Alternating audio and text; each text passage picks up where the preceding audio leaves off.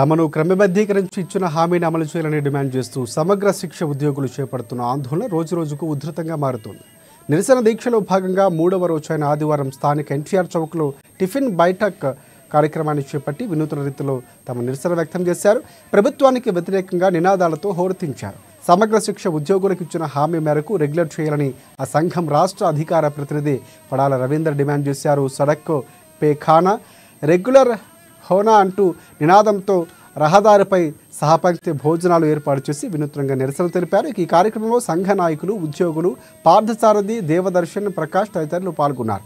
ఈ సందర్భంగా పడాల రవీందర్ మాట్లాడుతూ అధికారంలోకి వస్తే సమగ్ర శిక్ష ఉద్యోగులు రెగ్యులర్ చేస్తామని ప్రభుత్వం ఇచ్చిన హామీని వెంటనే నిలబెట్టుకోవాలని కోరారు. చాలని వేతనాలతో ఉద్యోగ భద్రత లేకుండా విధులు నిర్వహిస్తున్నామన్నారు. ఇతర రాష్ట్రాల్లో ఎస్ఎస్ఏ ఉద్యోగులు రెగ్యులర్ చేసిన విషయాన్ని ఈ సందర్భంగా వారు గుర్తు చేశారు. గౌరవ తెలంగాణ ముఖ్యమంత్రి వర్యులు రేవంత్ రెడ్డి గారికి మేము తెలంగాణ సమగ్ర శిక్ష ఉద్యోగుల సంఘం రాష్ట్ర సంఘం పక్షాన మరోమారు విన్నవిస్తా ఉన్నాం.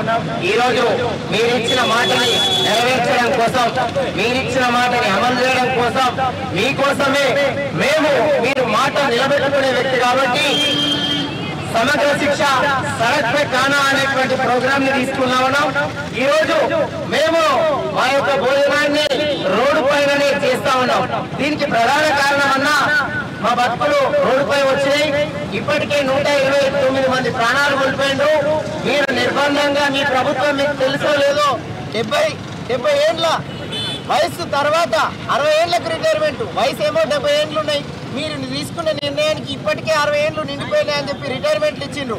చనిపోయిన వ్యక్తులకు నయా పైసా లేదు. ఆధ్వర్యంలో 3వ రోజు రిలే నిరాహార దీక్షలో సడక్ పే ఖానా కార్యక్రమాన్ని చేపట్టడం జరిగింది.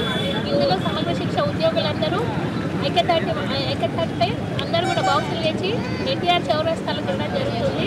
సో మా యొక్క బాధల్ని అర్థం చేసుకుని గౌరవ ముఖ్యమంత్రి వర్యులు మా బాధలను అర్థం చేసుకుని మమ్మల్ని రెగ్యులరైజ్ చేయాలని కోరుకుంటున్నాం. మేమేదో ముఖ్యానికి అడుగుతలేము. మేము గత 15 సంవత్సరాల నుండి చాలని వేతనాలతో మా జీవనాన్ని గడుపుతున్నాము. మాకు ఈ పెరుగుతున్న ధరలు పెరుగుతున్నాయి కానీ మా